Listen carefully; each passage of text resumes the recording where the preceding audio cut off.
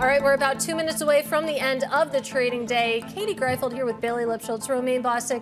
He's still on that assignment and here to help take us through the closing bell. It's a global simulcast. We welcome now Carol Massar and Tim Stenovec. We bring together all of our different audiences. Carol, two things. Happy Friday the 13th. The second thing is it looks like it's going to be in pretty quiet end to what was a very volatile week. Yeah, it's like a long weekend or something's happening. Yes, it is a long weekend. I do wonder if folks are just, I don't know, pulling back, doing some positioning ahead of the long weekend, maybe going away. And so, yeah, we're going to finish off our best levels of the session, still in the green, just slightly on those major equity averages, but definitely off our best levels. You know, it's funny because we did see a little bit of a risk on day with some of the equity moves that we saw.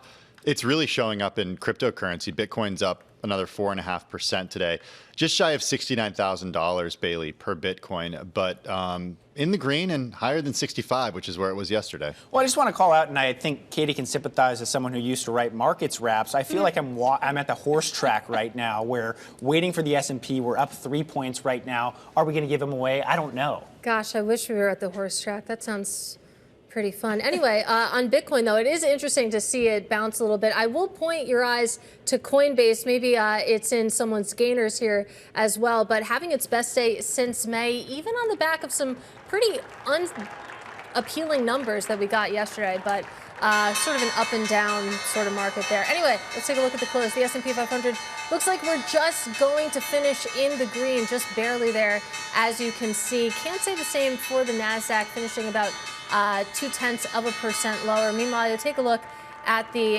Dow. For what reason, I don't know, but some people do, and you can see it's going to finish about 0.1% higher. When it comes to the little guys, this was where you found the outperformance. You also saw this in the equal weight S&P 500. The Russell 2000 finishing the day about 1.2% higher. All right, on Valentine's Day, the Dow gets some love, Katie. I'm just going to put that out there. We're not there yet, Carol. It's Friday the 13th. Oh, don't do that. Don't do that. All right, S&P 500, folks. Let's go back to that index. 367 names to the upside, Bailey, 136 to the downside. Yeah, and just looking underneath the surface of the sector level, utilities, real estate, materials outperforming. Unsurprising when we see the move that we saw in yields to the downside, those communication services and tech names providing a big lag. Really, the Mag 7 is the driver of all this red on your screen.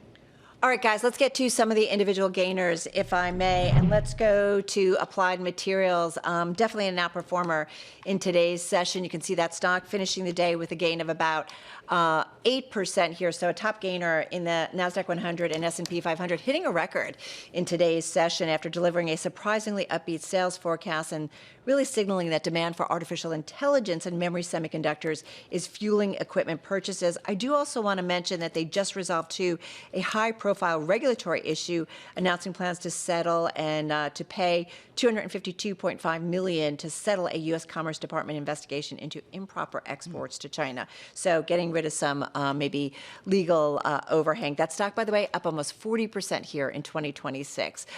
You mentioned Coinbase. Yes, it's definitely on my list. I believe it's the #1 gainer in the S&P 500 today.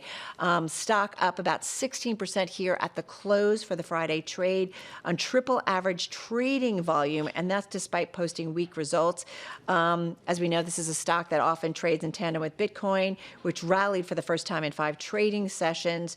Coinbase disclosing that fourth quarter revenue fell a greater than expected 20% to $1.8 billion, and the company posted a net loss of $667 million. It has been under, though, a lot of pressure since hitting a high. I think it was back in October, so down a lot. So maybe a lot of that bad news priced in.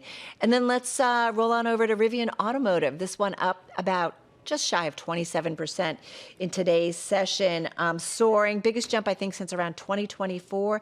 Company reported better than expected fourth quarter results and its first ever annual gross profit, a key milestone after years of consistent losses. Company remaining on track to launch its R2 midsize SUV, which it hopes will appeal to a broader swath of car buyers. Are you going to get one?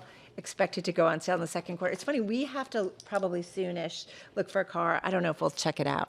Maybe not. Not ready for an EV yet. I'm holding out for a Cybertruck, gotta say. Okay. Love the look. Are you really? I would never get an EV, but if it was available in gas form, perhaps. Okay. That's Then not an EV, I guess.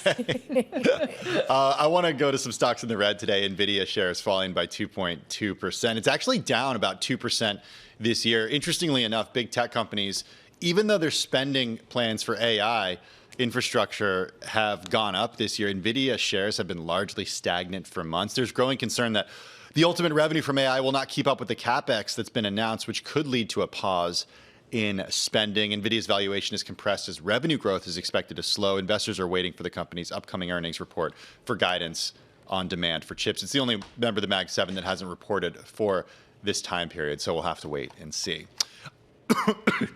Excuse me. Oh, dear.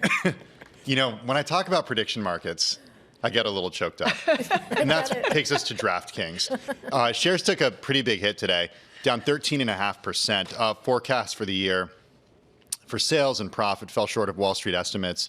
The company actually said that they're not seeing a discernible impact from predictions on revenue, and they view prediction markets as a massive opportunity. But it's hard for me to understand that if it just increases competition. You know, if you can use Robinhood or some other platform for actually, betting on sports, and it doesn't have the same regulatory overhangs that these sports gambling specific apps have. Nonetheless, shares did fall by 13.5% today. And finally, taking a look at social media company Pinterest, shares took a tumble close to 17%. The company projected current quarter sales that fell short of Wall Street estimates. Interestingly enough, the company's business has been affected by the Trump administration's trade policies. It warned back in November that tariffs for the home furnishings category could affect revenue because these companies are spending more to absorb tariffs and not actually spending that money on marketing. And that's where Pinterest comes in. Shares today fell by close to 17%. All right, let's take a quick look at yields here. Of course, we got CPI this morning at 8:30, and on the headline number, it came in a little bit below expectations on the screws when it comes to the core figure. You can see how that translated into the bond market. 2-year yields down about 5 basis points at the lowest level in years, and then 10-year yields also dropping about 5 basis points. We are once again on 4% watch. Actually, a big move lower in 10-year yields overall this week. We're talking about 15 basis points or so. And in some ways, it kind of feels like it came out of nowhere, but here we are. Yeah, a little bit of a different trade, no doubt about that. Speaking of a different trade, we've kind of seen the AI scare trade making its way through the markets, weaving its way, if you will, kind of a sign of the times. Goldman Traders has launched an AI-proof software basket amid what we've been seeing as different sectors have come under pressure in the trade, concerned about, Tim, the AI impact. Yeah, the basket includes companies such as Cloudflare, CrowdStrike Holdings, Microsoft on the long side, and Monday.com, Salesforce, Duolingo on the short side. So, kind of going both ways with the AI trade.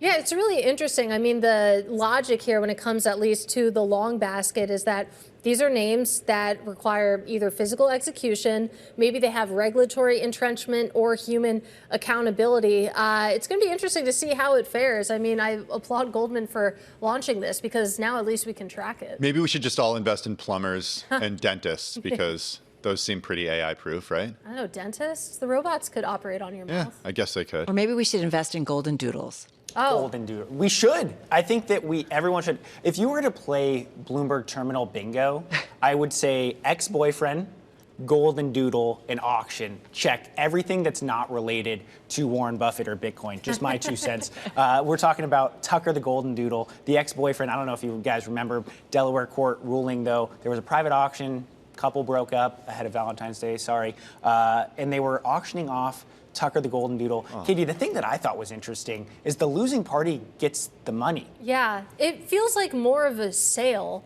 than it is in auction, but I guess, they were bidding back and forth, and it turns out the ex-boyfriend just loved the dog more. See, back in my day, though, you would put the dog in the middle of the living room, stand on opposite sides. Wherever Tucker ran to keeps the dog, and the other person goes and finds another pet.